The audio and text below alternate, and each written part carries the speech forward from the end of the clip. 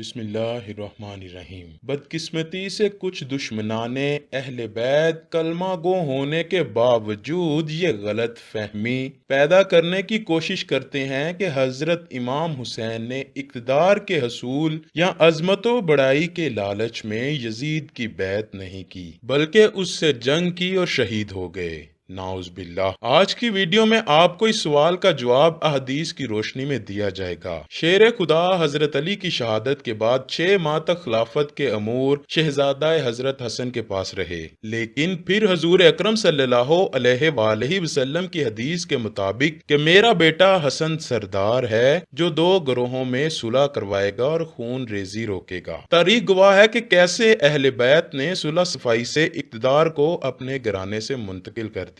جہاں تک سوال عزت و آبرو اور جاہ و جلال کا ہے تو بلا نبی پاک صلی اللہ علیہ وآلہ وسلم سے جو تعلق جو نسبت حضرت امام حسین کی تھی، کیا اس سے بھی زیادہ کوئی عزت کی بات ہو سکتی ہے کسی کے لیے؟ بے شمار احادیث موجود ہیں اہل بیت کی پاکی کی اور عظمت پر، لیکن یہاں ہمارا موضوع یہ ہے کہ آخر کربلا کا اتنا بڑا واقعہ کیوں رونما ہوا؟ اس واقعے کی بڑی وجہ یہ تھی کہ یزیدیوں کا فسق و فجور اور رقص و سرور گلشن اسلام کو اجاڑنے پر تل چکا تھا، لیکن یہ نواسہ رسول صلی اللہ علیہ وآلہ وسلم، جگر گوشہ بطول اور شیر خدا کے شیر حضرت امام حسین کے لیے ناممکن تھا کہ وہ یزید جیسے ظالم مذل فاسق و فاجر ننگ انسان شخص کی بیعت قبول کر لیتے اور اسلام میں مروسی بادشاہت کا نظام قائم ہو جاتا۔ اور رہی بات واقعہ کربلا کو جنگ کا نام دینے کی، تو کیا آپ بتا سکتے ہیں کہ کون سے جنگجو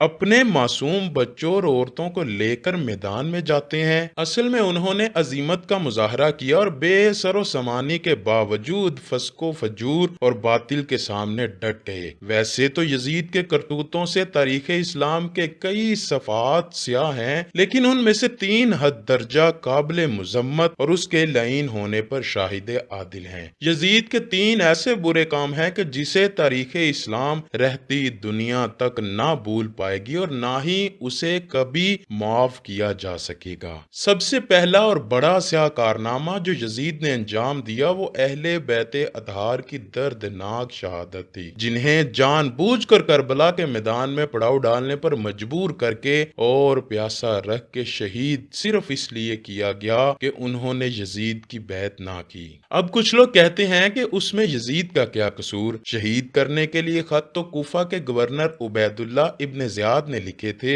کہ اے عمر بن سعد، اگر حسین بیعت کر لیں تو انہیں کوفہ بھیج دو اور اگر بیعت نہ کریں تو ان سے جنگ کرو۔ اب لوگ کہتے ہیں کہ حکم دینے والا ابن زیاد تھا اور عمل کرنے والے عمر بن سعد اور شمر لعین تھے، لیکن یہ سوچئے کہ وہ عمل کس بات پر کر رہے تھے؟ جب یزید کو خبر ملی کہ امام حسین مدینے سے کوفہ جا رہے ہیں تو کیوں صحابی رسول کو بدل کر یزید نے عبید اللہ ابن زیاد جیسا سفاک شخص کوفہ میں گورنر لگایا؟ اور جب حضرت مسلم بن عقیل کو شہید کر کے ان کا سر مبارک یزید کو بھیجا گیا تو کیوں اس نے عبید اللہ کو شاباشی دی؟ شہادتوں کے بعد جب شہدائے کربلا اور سید الشہداء کا سر مبارک اور اہل بیت کو قیدی بنا کر یزید کے پاس بھیجا گیا تو کیوں اس نے عبید اللہ ابن زیاد، عمر بن سعد اور شمر کو کوئی سزا کیوں نہ دی؟ کیوں واقعہ کربلا کے بعد بھی یزید کی موت تک عبید اللہ ابن زیاد کوفہ اور بصرہ پر یزید کی طرف سے حکمران رہا؟ دوستو، صحیح بخاری کی حدیث نمبر 3748 اور جامعہ ترمذی کی حدیث نمبر 3778 میں ہے کہ جب حضرت حسین کا سر مبارک ابن زیاد کو پیش کیا گیا تو اس نے چھڑی سے ان کے دانت مبارک پر ضرب لگائی اور نازیبا الفاظ کہے۔ ایسے واقعات کے باوجود بھی ابن زیاد جیسا شخص اپنی مسند پر براجمان رکھنے کی وجہ یزید کے پاس آخر کیا تھی؟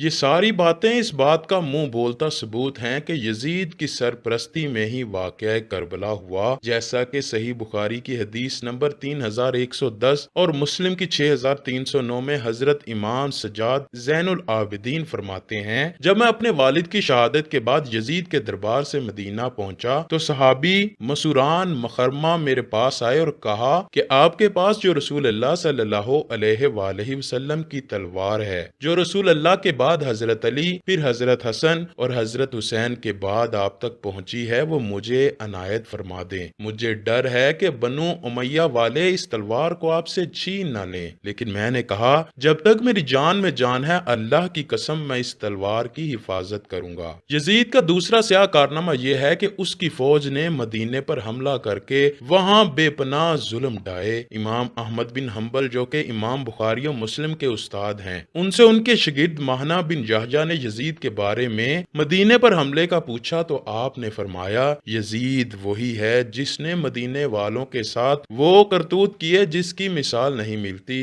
اور اس نے مدینے کو لوٹا بھی۔ یزید کے مدینے پر اس حملے کو واقعہ حرہ کے نام سے جانا جاتا ہے، جہاں پر یزیدی فوج نے قتل عام کیا اور مدینہ کی حرمت کو پامال کیا۔ اسلامی تاریخ کا یہ سانحہ یزید کی حکومت میں سن 63 ہجری کا واقعہ پیش آیا۔ واقعہ کربلا کے بعد جب اہل مدینہ نے یزید کی بیعت ختم کی اور اس سے الگ ہو گئے تو اس نے اہل مدینہ پر فوج کشی کی اور حرہ کے مقام پر اس فوج نے اپنے ڈیرے ڈال دیے۔ اس وجہ سے اس واقعے کو حرہ کہا جاتا ہے، اور اس واقعہ میں صحابہ اکرام کو بھی نہ بخشا گیا۔ کئی دن لوٹ مار اور قتل عام جاری رہا، یہاں تک کہ تمام لوگ اپنے اپنے گھروں میں پناہ گزین ہو گئے۔ بہت سے صحابہ کو شہید کیا گیا، اور اس وقت مسجد نبی میں حضرت سعید بن المسیب جن کا شمار تابعین میں ہوتا ہے موجود تھے۔ جب نماز کا وقت ہوتا تو روزہ رسول صلی اللہ علیہ وآلہ وسلم سے اذان کی آواز شروع ہو جاتی تھی۔ حضرت سعید بن مسیب فرماتے ہیں کہ جب نماز کا وقت ہوتا میں قبر شریف سے اذان کی آواز سنتا، پھر اقامت بھی ہوتی اور میں اسی اقامت سے نماز پڑھتا۔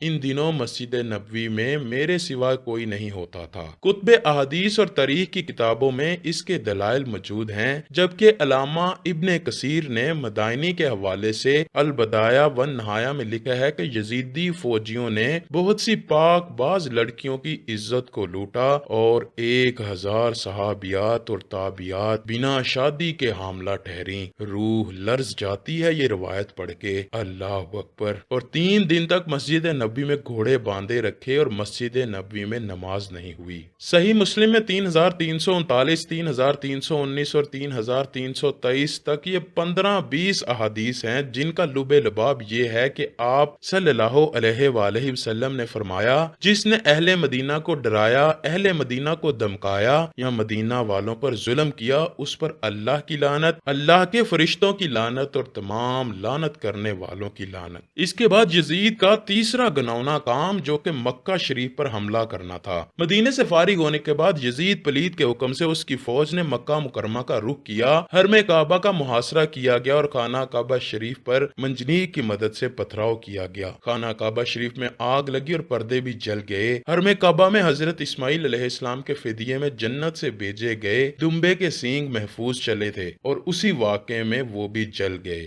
اس بدبخت یزید کے ہاتھوں حرمین شریفین کی حرمت پامال ہوئی، صحابہ کرام کی توہین اور عطرت رسول صلی اللہ علیہ وآلہ وسلم کے خون سے اس کے ناپاک ہاتھ رنگین ہوئے۔ اس کے بعد اس کو مہلت نہ ملی اور ذلیل و رسوا ہو کے مر گیا۔ جو لوگ غلط فہمیوں کا شکار ہو کر یزید پلید کی قصیدہ خوانیاں کرتے ہیں ان سے گزارش ہے کہ غور کریں کہ آخری وقت میں اس کا انجام لعنتی کارناموں پر ہوا۔ اگر دل میں ذرا بر بھی نبی کریم صلی اللہ علیہ وآلہ وسلم، آل بیت اطہار، مدینہ شریف اور مکہ مکرمہ کی محبت کی رمق موجود ہے تو فیصلہ خود کیجئے کہ آپ اپنی آخرت یزید کے ساتھ چاہتے ہیں یا کہ نبی پاک صلی اللہ علیہ وآلہ وسلم اور ان کی پاک آل کے ساتھ۔ اللہ اکبر۔ اللہ پاک ہم سب کو صحیح معنوں میں اور دکھاوے سے پاک نبی پاک صلی اللہ علیہ وآلہ وسلم اور ان کی آل سے محبت عطا فرمائے۔ ہم بھی نبی آخر الزماں حضرت محمد صلی اللہ علیہ وآلہ وسلم اور اہل بیت پر اپنی جان، مال اور عزت قربان کرنے والوں میں شامل ہو جائیں۔ اے اللہ پاک ہماری دعائیں قبول فرما لے۔ کمنٹ سیکشن میں آمین لکھنا مت بھولیے گا، نہ جانے کس کی آمین کی وجہ سے ہماری دعائیں قبول ہوں اور ہمارا نام بھی اہل بیت کے نوکروں میں شامل ہو جائے۔